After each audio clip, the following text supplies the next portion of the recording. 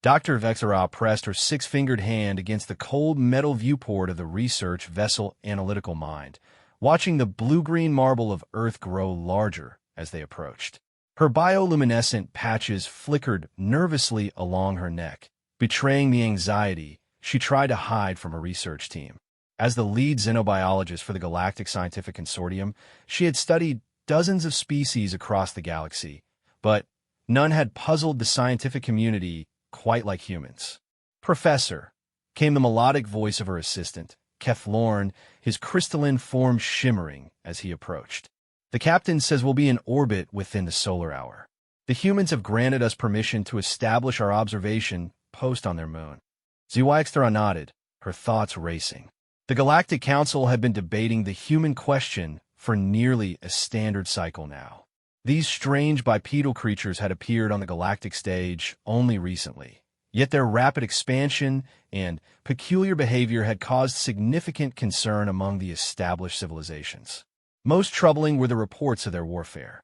Every species the consortium had encountered fought for logical reasons: territory, resources, survival, or reproductive rights.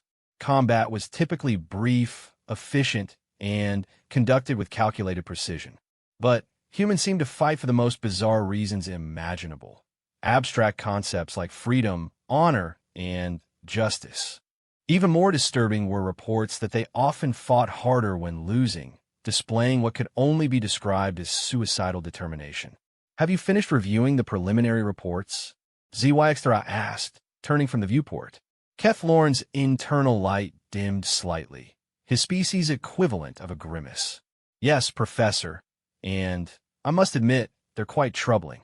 The humans have been engaged in armed conflicts for their entire recorded history.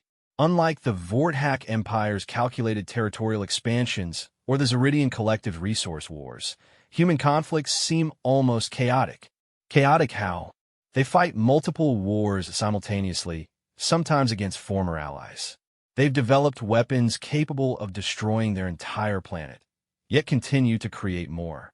Most puzzling, they often show mercy to defeated enemies, even adopting their customs and intermarrying with them generations later." Zewixthra's bioluminescent patches flickered faster. During her centuries of research, she had developed theories about optimal conflict resolution across species. The most advanced civilizations typically fought brief, decisive wars that ended in clear hierarchical arrangements. The winner absorbed useful resources and knowledge from the loser. Then, both societies moved forward in a stable configuration. It was efficient, logical, and promoted galactic peace. But humans defied every model.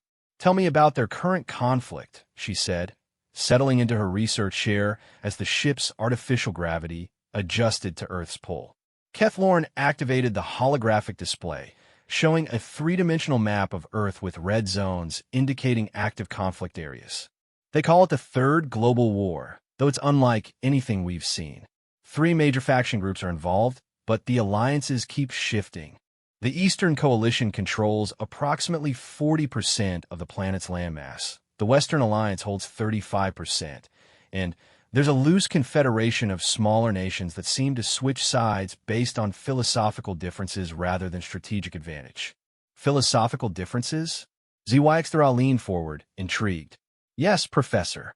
They argue about governance systems, economic theories, and something they call human rights. The current war began when the Eastern Coalition attempted to enforce what they call genetic optimization on their population. The Western Alliance responded by declaring this a violation of individual dignity, whatever that means." Zewixthra studied the tactical displays, noting the bizarre patterns. "These front lines make no sense. Why are the Western Alliance forces spread so thin? They're defending territories with no strategic value, small islands, desert regions with minimal resources, mountainous areas that provide no tactical advantage. That's what our preliminary scouts found most confusing, Professor. When questioned, captured Western Alliance soldiers claimed they were fighting for the principle of self-determination for local populations. Many of these soldiers had never even visited the territories they were dying to protect." The research vessel shuddered slightly as it entered Earth's orbital space. Through the viewport, Zhuangzi could see the moon approaching, its surface already dotted with the construction framework of their observation post. The consortium had convinced the humans that they were conducting a cultural exchange study, which was technically true. They simply hadn't mentioned that the humans were the subjects being studied, not partners in the research. Professor, Kethlorn continued, there's something else that might interest you.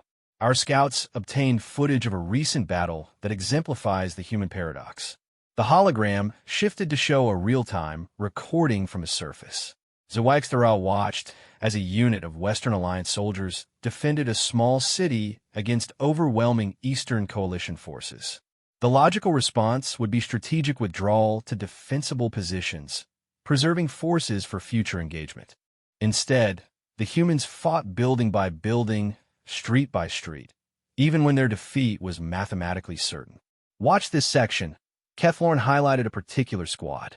This unit was completely surrounded, outnumbered 5-1, with no possibility of reinforcement or escape. Zhuangzi expected to see surrender or attempt at negotiation. Instead, she watched in amazement as the soldiers began singing. Their voices carried across the battlefield as they continued fighting, their rate of fire never diminishing even as their numbers dwindled. They're singing? While dying? Yes, Professor. Our translation algorithms identified it as something called a battle hymn. The lyrics speak of protecting future generations and maintaining hope even in darkness. Zhuangzi's scientific mind reeled. This violated every principle of rational behavior. These soldiers gained nothing from their defiance. Their position was lost regardless. Their deaths accomplished no tactical objective, and their sacrifice would not significantly impact the war's outcome. Yet they fought with increasing intensity as their situation became more hopeless. Show me their casualties, she requested. The hologram displayed statistics that made her bioluminescent patches pulse rapidly. This can't be accurate. These numbers suggest they're willing to accept casualty rates that would break any rational species. The data has been verified multiple times, Professor. In their most recent offensive, the Western Alliance accepted 73% casualties to reclaim a city with primarily symbolic value. The Eastern Coalition's defense was logically sound. They withdrew after inflicting maximum damage with minimal losses. But the Western Alliance kept advancing despite losing nearly 3/4 of their force. Zhuangzi stood and paced, her mind struggling to process this information. In her experience, species typically surrendered when casualties exceeded 15%, as continued fighting would threaten long-term survival. Even the notoriously aggressive Krillian horde rarely accepted losses beyond 30% before reconsidering their tactics. What do the Eastern Coalition tactical analyses say about this behavior? That's equally puzzling, Professor. The Eastern Coalition has superior technology, better supply lines, and numerical advantage. Their strategic planning appears flawless by conventional standards. Yet they keep requesting reinforcements and expressing concern about Western Alliance unpredictability. The ship's communications system chimed, indicating they had received clearance to land on the lunar observation post. As Zhuangzi gathered her research materials, she reflected on the preliminary data. Every species the consortium had studied displayed rational self-preservation instincts. They fought when victory was likely, negotiated when outcomes were uncertain, and surrendered when defeat was inevitable. Survival of the species always took precedence over individual desires or abstract principles. But humans seem to invert this logic. They fought hardest when victory was impossible, became more dangerous when cornered, and appeared willing to sacrifice everything for concepts that had no material reality. Professor, look at this, Kethlorn said, highlighting another section of battlefield footage. This might explain their behavior. The hologram showed the aftermath of the city battle. Zhuangzi expected to see the victorious Western Alliance forces securing resources and establishing defensive positions. Instead, they were distributing food to civilian populations, treating wounded Eastern Coalition soldiers, and rebuilding damaged infrastructure. They're helping their enemies? Yes, Professor. Our scouts report this pattern consistently. Humans often provide medical aid to defeated opponents, share resources with civilian populations regardless of their political affiliation, and frequently release prisoners of war with minimal guarantee of reciprocation. This defied every model of successful warfare ZYX knew. The victorious force should exploit their advantage, secure maximum resources, and eliminate potential future threats. Instead, humans seem to create more problems for themselves through these acts of inexplicable generosity. Have we contacted any human military leaders for direct interviews? The consortium is concerned about contaminating the data through direct interaction, Professor.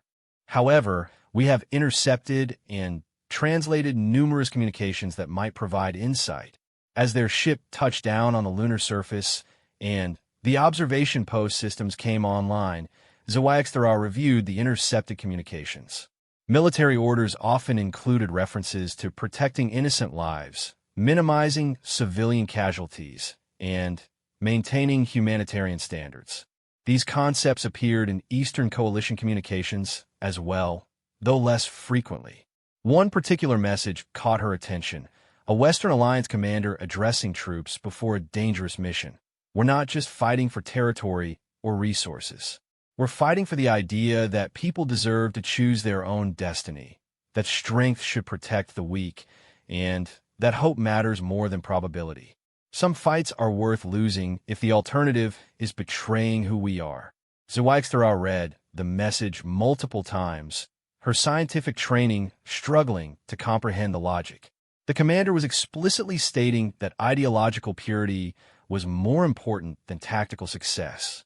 No rational species would prioritize abstract concepts over survival and victory. Yet as she established her research equipment in the lunar observation post, looking down at the blue planet below, where billions of humans continued their chaotic conflicts, she couldn't shake the feeling that she was missing something fundamental. These creatures had somehow spread across their solar system, developed technology that rivaled many consortium members, and created complex societies despite their apparent irrationality. Perhaps their approach to warfare, however confusing, was connected to their success in other areas. Her mission was to observe, analyze, and ultimately recommend to the Galactic Council whether humans posed a threat to galactic stability. Initial data suggested they were too chaotic and self-destructive to be dangerous to other species. But as she watched the planet slowly rotate beneath her observation post, revealing new conflict zones and peaceful regions in constant flux, ZYX began to suspect that human warfare might not be the weakness it appeared to be. There was something else happening here, something that her centuries of studying rational species had not prepared her to understand. The real research was just beginning, and she had the unsettling feeling that everything she thought she knew about conflict, survival, and civilization was about to be challenged by these impossible, singing, sacrificing, mercy-showing humans who fought hardest when they were most likely to lose. Her bioluminescent patches settled into a steady, determined glow as she began the most important study of her career. 3 weeks into her observation period, Dr. ZYX had filled 12 data crystals with recordings that challenged everything she understood about warfare and civilization. She stood before the main observation screen in her lunar research station, watching yet another battle that defied conventional military logic. The Western Alliance had launched an operation to rescue prisoners held in an Eastern Coalition facility deep behind enemy lines. According to every tactical analysis her team had run, the mission was doomed. The facility was heavily fortified, the rescue force was outnumbered 4-1, and successful extraction would require crossing 200 kilometers of hostile territory. Professor, Kethler announced, his crystalline form brightening with excitement, you need to see this communication intercept. The holographic display showed the text of a message sent to the rescue mission commander. Command understands the odds. Mission is voluntary only. Any personnel wishing to withdraw will face no consequences. ZYXTHRA watched as the response came back immediately. Respectfully decline withdrawal option. These are our people. We bring everyone home. Our people, she repeated slowly. Kethlorn cross-referenced the personnel files of the rescue team with those of the prisoners. The data appeared instantly. Professor, fascinating finding. 63% of the rescue team has never served with any of the prisoners. 41% are from different continental regions entirely. 7 members of the rescue team are recent immigrants whose families originated in Eastern Coalition territory. This made no logical sense. ZYXTHRA had studied pack bonding behaviors across hundreds of species. Typically, individuals would risk themselves for immediate family members, close packmates they had served with for extended periods, or those who provided direct survival benefits. But these humans were risking their lives for strangers based solely on shared political allegiance. Monitor their communications during the mission, she ordered. As the rescue operation unfolded, ZYXTHRA listened to the tactical chatter. What she heard challenged her understanding of military psychology even further. The rescue team members frequently called each other brother and sister, despite having no familial relationships. They shared resources without being ordered to do so, and when one unit encountered heavy resistance, another immediately diverted to assist without waiting for command authorization. They're treating military hierarchy as suggestions, she muttered, watching as junior personnel made independent tactical decisions that their commanders later supported rather than countermanded. The most shocking moment came when the rescue force finally reached the prison facility. ZYXTHRA expected them to extract their people and withdraw immediately. Instead, they discovered that the facility also held civilian prisoners from neutral territories, people who had no strategic value to the Western Alliance. The mission commander faced a choice: extract only their military personnel and escape while they still could, or attempt to save everyone and risk the entire operation. The logical decision was obvious. All prisoners come with us, the commander announced. We don't leave anyone behind. But, sir, came a lieutenant's voice, the additional personnel will slow our extraction and reduce our survival probability by approximately 40%. Then, we make sure that 40% doesn't matter, Lieutenant. No one gets left behind. ZYXTHRA's bioluminescent patches flashed in disbelief. The commander had just chosen to endanger his entire force for people who provided no strategic benefit to their cause. When she checked the database, she discovered that this phrase, "no one gets left behind," appeared frequently in human military communications across all factions. Professor Kethlorn said, manipulating the holographic controls, "I've been analyzing their casualty patterns, and I think I understand something about their tactical doctrine." The display showed battle statistics spanning the last 6 months of conflict. Traditional military theory suggests that casualties should be minimized while achieving maximum strategic gain. But look at human casualty patterns versus territorial gains. ZYXTHRA studied the data. They're accepting higher casualties to reduce civilian deaths. Precisely. In 17 separate engagements, human forces chose tactically disadvantageous approaches that increase their own risk while minimizing harm to non-combatant populations. The Eastern Coalition forces do this as well, though less consistently. This revelation forced ZYXTHRA to reconsider her entire analytical framework. She had been evaluating human warfare as if it were purely about winning, controlling territory, eliminating enemies, securing resources. But humans seem to be fighting for something more complex. "Show me the aftermath protocols," she requested. What appeared on the screen made her question whether humans understood the concept of victory at all. In territories reclaimed by the Western Alliance, they immediately began establishing schools, medical facilities, and infrastructure improvements. They didn't extract resources or impose punitive measures on the local population. Instead, they invested their own resources into rebuilding. They're making themselves weaker by conquering territory? ZYXTHRA asked, confused. It appears that way, Professor. But observe the long-term data. The hologram shifted to show territorial control over time. Regions where humans had implemented these reconstruction protocols showed dramatically lower rebellion rates, higher productivity, and increased voluntary recruitment to their forces. The populations in these areas actively supported their new government rather than merely submitting to it. They're not conquering, she realized suddenly. They're converting. Converting to what, Professor? Before she could answer, an emergency alert flashed on their communication system. A new development was occurring on the planet's surface that required immediate observation. The holographic display focused on a massive Eastern Coalition offensive aimed at breaking through Western Alliance lines in a strategically crucial region. The Coalition had concentrated overwhelming force at a single point, deploying their most advanced technology and elite units.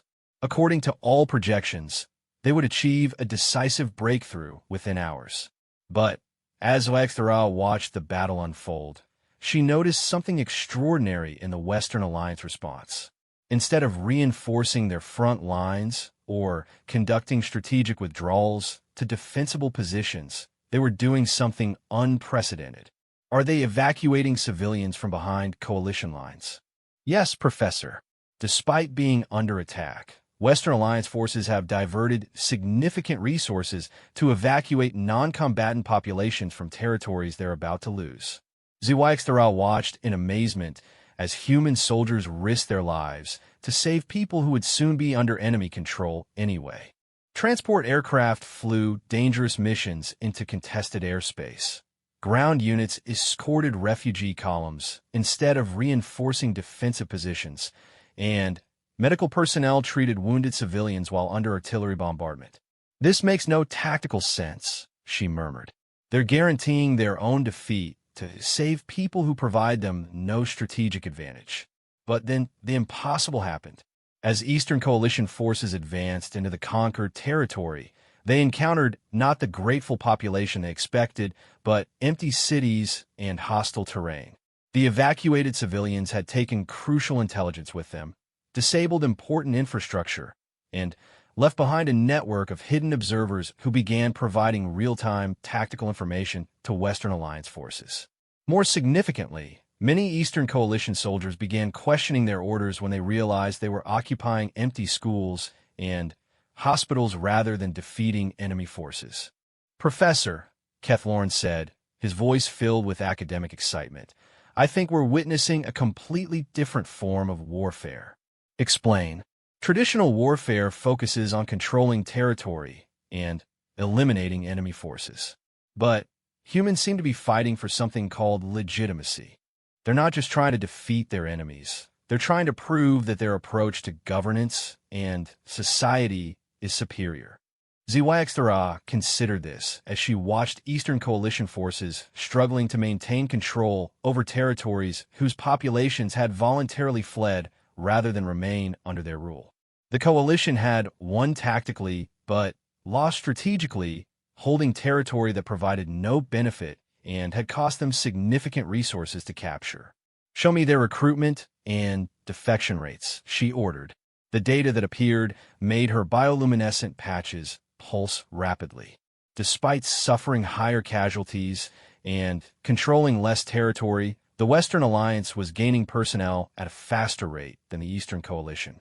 People from neutral territories, civilian populations, and even some Eastern Coalition personnel were joining their cause. They're using their apparent weakness as a strength, she realized.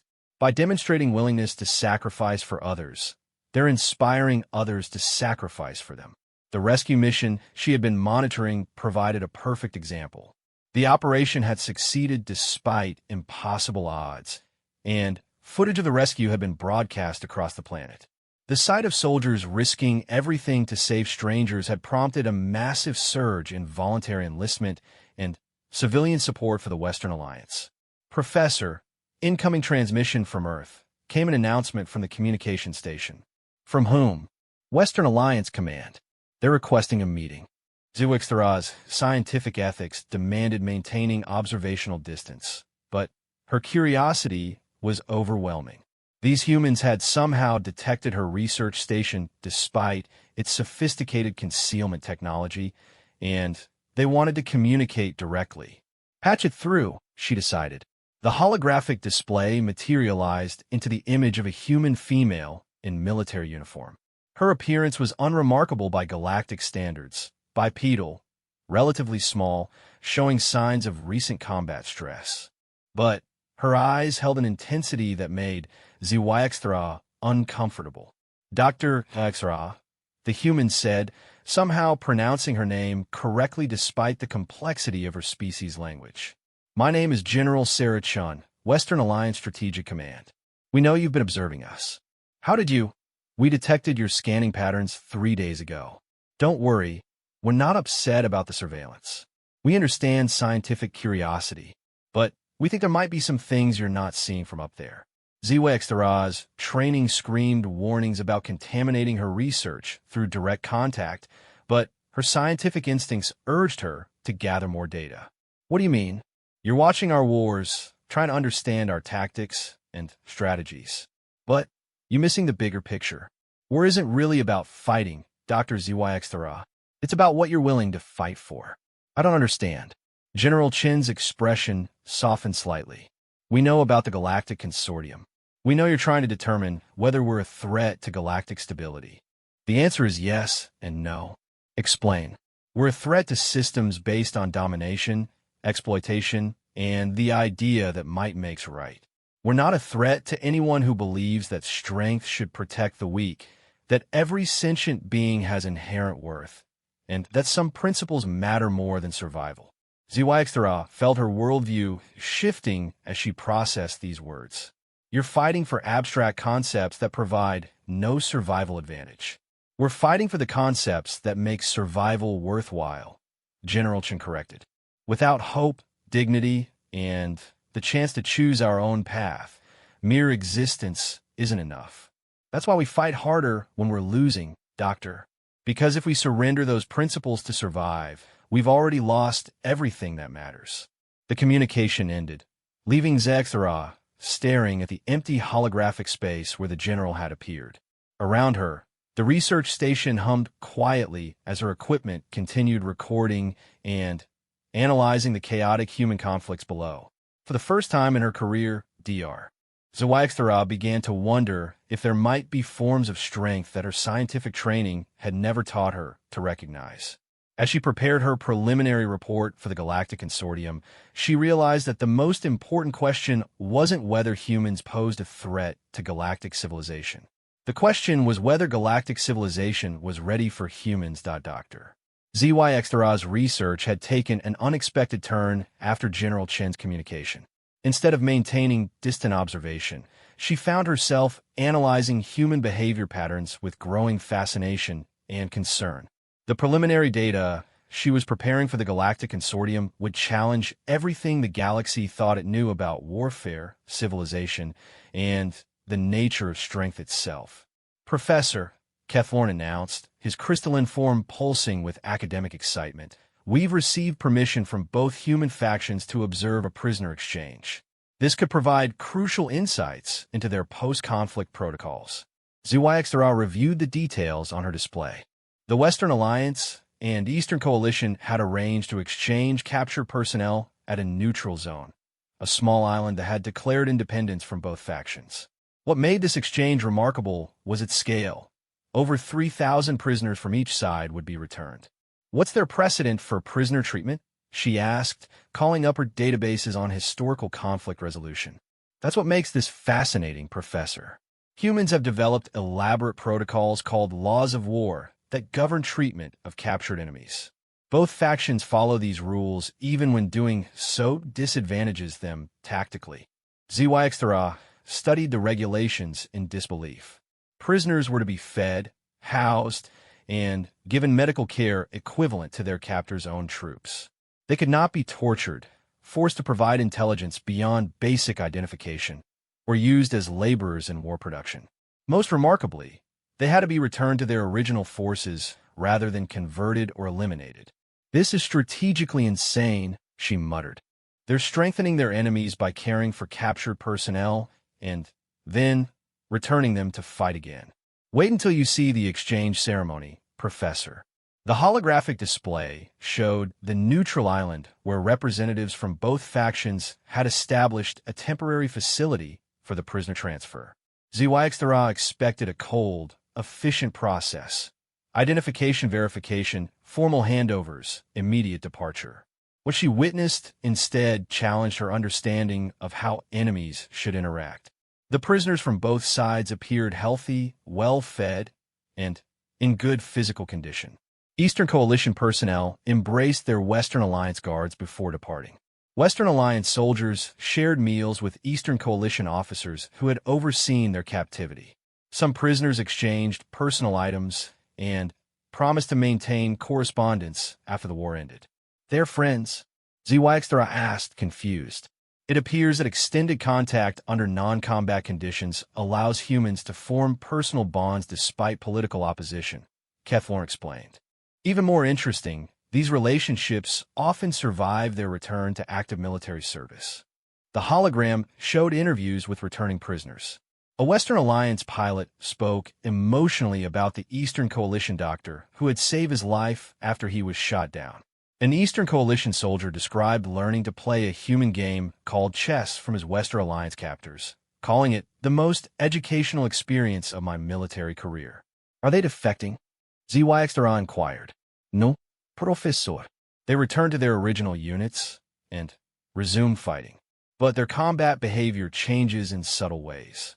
Keflorn displayed tactical analyses showing that units with returned prisoners showed different engagement patterns. They were more likely to offer medical aid to wounded enemies, less likely to use indiscriminate weapons in populated areas, and frequently attempted communication with opposing forces before initiating combat. They're contaminating their own military effectiveness with empathy, ZYXTRA observed, though she was beginning to wonder if this was actually a weakness. "Professor, there's something else. We've detected an unusual pattern in their broader conflict behavior." The display shifted to show a planetary overview of the war's progression.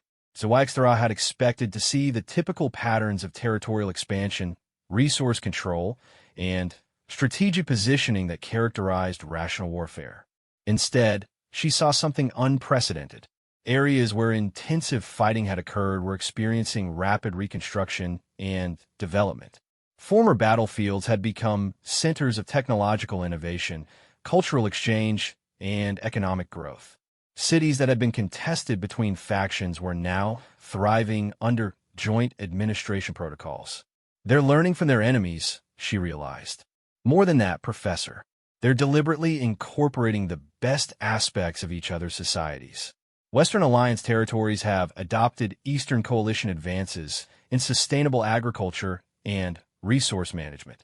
Eastern Coalition regions have implemented Western Alliance innovations in education and individual rights protections. This violated every principle of successful conflict resolution ZYXTRA knew. Victorious civilizations were supposed to impose their systems on defeated populations, not adopt enemy practices. The goal was dominance, not synthesis. "Show me their technological development rates," she requested. The data that appeared made her bioluminescent patches pulse frantically. Human technological advancement had accelerated dramatically since the beginning of their current conflict. Not just military technology, medical science, communications, transportation, energy production, and agricultural techniques were all advancing at unprecedented rates. "They're using war as a catalyst for innovation," she breathed. "The competitive pressure seems to force rapid development in all sectors," Keflorn confirmed. "But more significantly, they share many of these innovations with neutral territories and, even in some cases, with their enemies. They share military advances with people they're fighting, medical technology, primarily, and civilian applications of military research. There appears to be a consensus that certain types of knowledge belong to all humanity, regardless of political affiliation." ZYXTRA's scientific mind struggled to process this concept. Every species she had studied treated technological superiority as a crucial advantage to be protected at all costs. The idea of voluntarily sharing advances with potential enemies was beyond irrational. It was suicidal. Yet as she examined the data more carefully, she began to see the results of this seemingly foolish generosity. Human territories that shared technology experienced higher population growth, better resource utilization, and increased stability. More importantly, neutral regions were increasingly aligning themselves with whichever faction demonstrated the most beneficial innovations. They're competing to be the most helpful, she said, amazed. It appears to be a form of evolutionary pressure, Professor. The faction that contributes most to overall human welfare gains support and resources, while those that focus purely on military dominance lose legitimacy. A communication alert interrupted their analysis. Another transmission was coming from Earth, this time from Eastern Coalition Command. Dr. HFY appeared the image of a human male in different military insignia. I'm Marshal Victor Petrov, Eastern Coalition Strategic Operations. General Chun told us about your research. We'd like to provide some additional perspective. HFY hesitated. Direct communication with subjects was strictly against consortium protocols, but her preliminary findings were so extraordinary that conventional methodology seemed inadequate. What kind of perspective? You're studying our warfare, but you're missing the most important aspect. We're not really fighting each other, Doctor. We're fighting to determine the best path forward for our species. I don't understand the distinction. Marshal Petrov's expression became thoughtful. Every human government represents different ideas about how society should be organized, how resources should be distributed, how individuals should relate to their communities. We could resolve these differences through debate and negotiation, but abstract arguments don't reveal which approaches actually work under pressure. So you fight to test your political theories? We fight to discover truth, Dr. HFY. When a system is tested by extreme stress, its real strengths and weaknesses become apparent. War strips away illusions and reveals what truly matters for human survival and flourishing. HFY processed this explanation, comparing it with her observations of human behavior patterns. But the casualties are tragic but necessary, Marshal Petrov said solemnly. Every human who dies in this conflict dies so that future generations will know which paths lead to genuine prosperity and which lead to suffering. We're not fighting for territory or resources, Doctor. We're fighting for knowledge about ourselves. What happens when one side wins? The Marshal's response surprised her. Victory doesn't mean elimination of the losing side, Dr. HFY. It means their best ideas get incorporated into the winning system, while their failed approaches get abandoned. The goal isn't to destroy our opponents. It's to forge a stronger humanity from the combination of our strengths. After the communication ended, HFY found herself reconsidering everything she had observed. Human warfare wasn't about conquest or resource control. It was about evolution, a process of deliberate societal selection that used conflict to identify and preserve beneficial innovations while eliminating harmful practices. Professor Kethlorn said, reviewing their accumulated data, I've been analyzing human historical records. This pattern of evolutionary warfare appears to be consistent across their entire recorded history. Explain. They've had thousands of conflicts, but after each one, their societies became more complex, more resilient, and more capable. Each war taught them something new about governance, technology, social organization, or resource management. They don't just survive their conflicts. They use them to become stronger. HFY studied the long-term progression data. Human civilization showed a clear pattern of advancement through conflict resolution. Each major war had been followed by periods of rapid innovation, social reform, and territorial expansion. Rather than weakening them, warfare seemed to be the primary mechanism by which humans improve themselves. But this current conflict, she said, noting the global scale, this could destroy them entirely.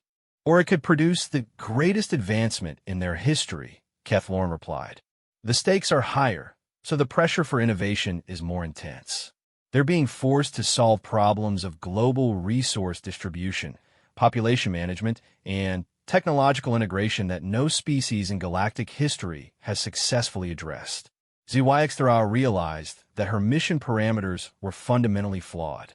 The Galactic Consortium had sent her to determine whether humans posed a threat to galactic stability, assuming that any sufficiently advanced species would either integrate peacefully into existing power structures or require containment through military force. But humans weren't following either path. They were creating something entirely new, a form of civilization that grew stronger through conflict, that incorporated the best aspects of defeated enemies, and that used competition to drive innovation rather than simply eliminate rivals. Kethlorn, she said slowly, what do you think would happen if humans encountered other galactic species under current conditions? Based on their behavioral patterns, Professor, they would probably try to understand our governmental systems, social structures, and technological capabilities. They would identify aspects of our civilizations that solve problems better than their current approaches, and then attempt to incorporate those solutions into their own society.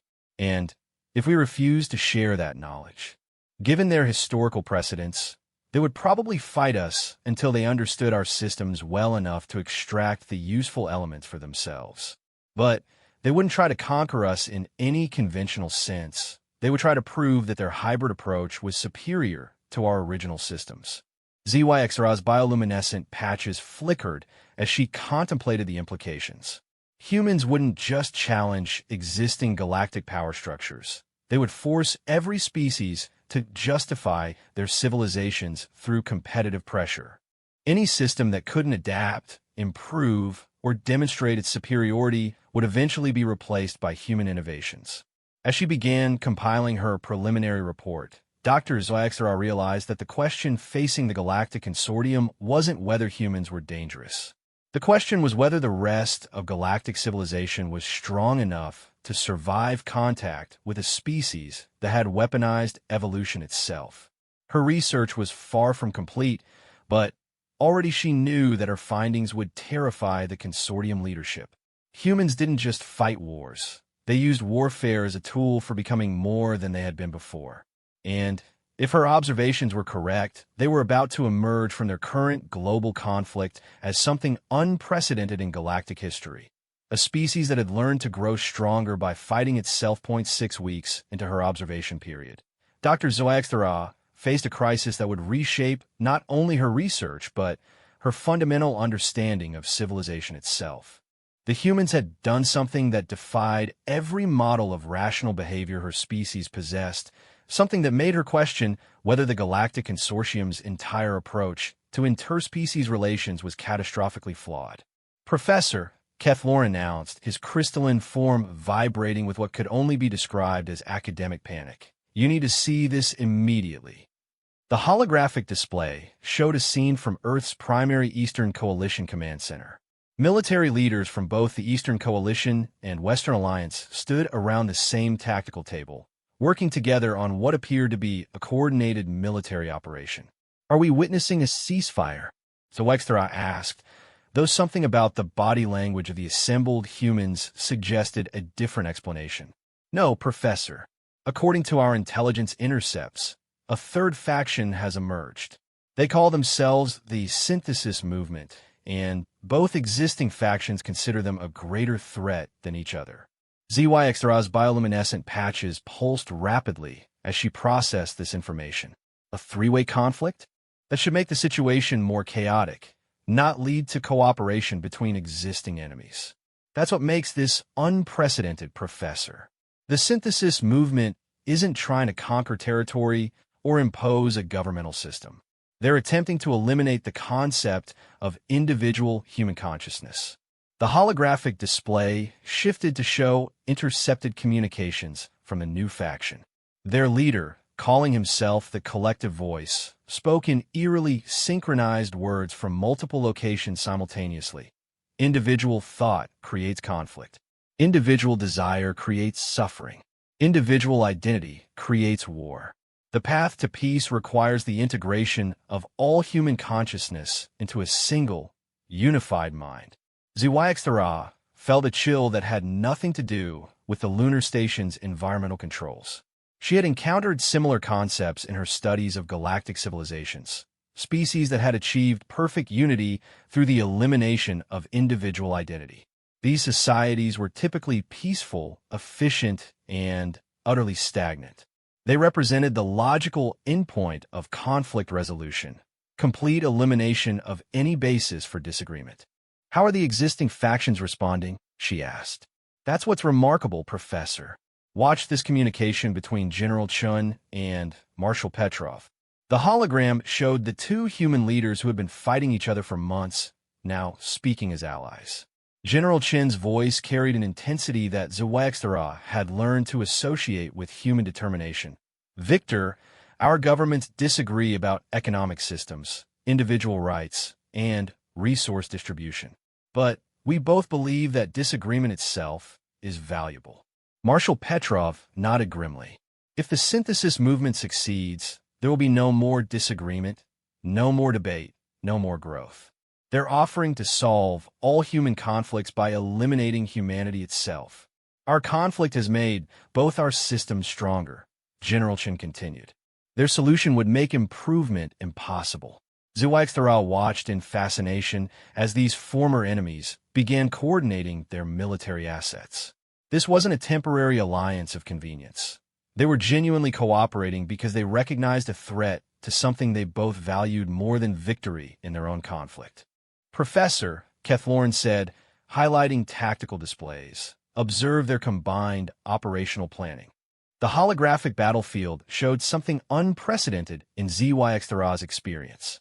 Western Alliance and Eastern Coalition forces were not simply fighting alongside each other. They were integrating their different approaches to create hybrid tactics that neither side had developed independently. Western Alliance reconnaissance capabilities combined with Eastern Coalition technological superiority. Eastern Coalition strategic planning integrated with Western Alliance adaptive field operations. Most remarkably, they were sharing classified military technologies and tactical innovations that they had been protecting from each other just weeks before.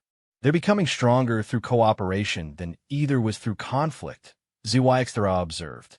And they're doing it while maintaining their fundamental disagreements, Kethlorn added. Western Alliance forces still operate under their command structure, and Eastern Coalition units maintain their protocols, but they're coordinating at a higher level. The battle against the synthesis movement provided a perfect case study of human strategic thinking under ultimate pressure. The collective voice had converted approximately 15% of the global population to their unified consciousness network. These converted humans fought with perfect coordination, no fear of death, and complete strategic information sharing. By every logical assessment, they should have been unbeatable. Analyze their tactical advantages, ZYX-Thara requested. The data appeared immediately. The synthesis forces show perfect unit coordination, no communication delays, optimal resource allocation, zero morale issues, and complete elimination of command structure inefficiencies. They operate as a single organism with billions of components. And their weaknesses? That's the fascinating part, Professor.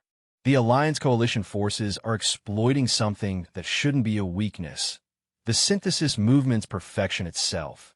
Zhuangzi studied the battle recordings more carefully. She watched as Alliance Coalition forces used deliberately inefficient tactics, irrational decision-making, and spontaneous tactical innovations that the synthesis forces couldn't predict or counter effectively. They're using chaos as a weapon, she realized. More specifically, they're using creativity, Professor. The synthesis consciousness can process known variables and respond to logical tactics, but it cannot generate truly novel solutions to unprecedented problems. Every innovation requires individual thought, and individual thought is exactly what they've eliminated. The holographic display showed a remarkable tactical sequence. When synthesis forces deployed a new type of weapon that threatened to break Alliance Coalition lines, the human response wasn't to retreat or call for reinforcements. Instead, a Western Alliance engineer and an Eastern Coalition tactician spontaneously collaborated to invent a completely new countermeasure using materials scavenged from the battlefield. They solved the problem in real time. ZYX asked, amazed. Yes, Professor. The engineer had theoretical knowledge that the tactician could apply practically, but neither could have developed the solution independently. Their different educational backgrounds and thinking processes combined to generate something genuinely novel. This pattern repeated throughout the conflict. Synthesis forces would deploy supposedly overwhelming advantages, only to encounter human responses that were literally improvised in the moment. Alliance coalition forces turned their own disagreements into tactical benefits. When Western Alliance commanders and Eastern Coalition officers disagreed about optimal strategies, they often implemented both approaches simultaneously, creating multi-pronged attacks that confused synthesis predictions. Professor Kethloren announced, incoming transmission from Earth. It's a three-way communication including General Chun, Marshal Petrov, and someone claiming to speak for the synthesis movement. The holographic display materialized three human figures. Chun and Petrov appeared as Zwaxthara had seen them before, but the third figure was deeply unsettling. The person's movements were too precise, their expression too controlled, and their voice carried harmonics that suggested it was being simultaneously spoken by multiple individuals. Dr. Vexra, the synthesis representative, said, "We are aware of your observation mission. We wish to present our perspective on human civilization for your galactic evaluation." "I'm listening," Zwaxthara replied, though her scientific instincts warned her that she was encountering something fundamentally different from the individual human she had studied. "Conflict is inefficient," the synthesis voice continued. "Competition wastes resources. Individual desires create unnecessary suffering. We offer the galactic community a model of human civilization based on perfect cooperation, optimal resource utilization, and the elimination of all sources of interpersonal discord." General Chun interrupted. "They're offering to turn humanity into biological robots, Dr. Zwaxthara. Perfect efficiency at the cost of everything that makes us human. Individual consciousness is a primitive evolutionary phase," the synthesis representative replied. "Advanced civilizations transcend the limitations of separate identity. We are becoming what humanity should have been from the beginning." Marshal Petrov leaned forward. "Doctor, what this thing doesn't understand is that our limitations are our strengths. Our disagreements force us to find better solutions. Our individual perspectives let us see problems from multiple angles. Our conflicts teach us things that cooperation alone never could." Zwaxthara found herself caught between two radically different visions of human potential. The synthesis movement offered perfect peace through the elimination of individuality, a solution that most galactic civilizations would consider ideal. The Alliance Coalition position valued conflict and disagreement as essential tools for growth and innovation. "If I may ask," she said carefully, "what is your ultimate goal in this conflict?" General Chun and Marshal Petrov exchanged glances before Chun responded. "We want to prove that diversity of thought is more valuable than unity of purpose. That a species can be stronger by maintaining its internal differences than by eliminating them.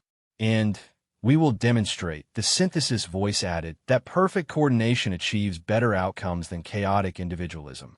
Our victory will show the galaxy that advanced civilization requires transcendence of primitive competitive instincts." After the communication ended, Zwaxthara realized that she was witnessing something unprecedented in galactic history. The species was fighting a war to determine the fundamental nature of consciousness itself. The outcome would decide whether humanity joined the galaxy as individuals capable of disagreement, growth, and innovation, or as a collective entity pursuing perfect efficiency and eternal stability. Professor Kethloren said, reviewing the latest battle reports, "The Alliance Coalition forces are winning." "How is that possible?" "The synthesis movement has every tactical advantage. They're winning because they're learning faster than their opponents. Every engagement teaches them something new about cooperation, innovation, and strategic flexibility. The synthesis forces might be perfect, but perfect means they can improve." Zwaxthara studied the progression of the conflict and realized that she was watching human evolution in real time. The pressure of fighting an enemy that represented perfect unity was forcing the Alliance coalition forces to discover new forms of cooperation that preserved individual identity while achieving collective goals. They were learning to be both unified and diverse, both cooperative and competitive, both peaceful and strong. They were becoming something that had never existed in galactic civilization. A species that could maintain its internal differences while presenting a united front to external challenges. As she prepared her preliminary findings for transmission to the consortium, Dr. Zyxera faced a realization that terrified and excited her in equal measure. Humans weren't just different from other galactic species. They were becoming something that could fundamentally change what it meant to be a civilization. If they succeeded in defeating the synthesis movement while maintaining their diversity, they would emerge as a species that had solved the oldest problem in galactic politics: how to achieve unity without uniformity, cooperation without submission, peace without stagnation. The question was no longer whether humans were dangerous to galactic civilization. The question was whether galactic civilization was ready for the revolution humans were about to unleash.